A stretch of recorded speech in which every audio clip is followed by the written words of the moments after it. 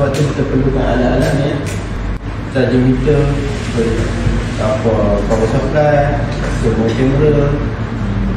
Sebab kita nak kecilkan skop untuk troubleshoot lah. Jadi tak ada lah kita ni just main hentam saja buat semua kan. Tahu punca yang tepat.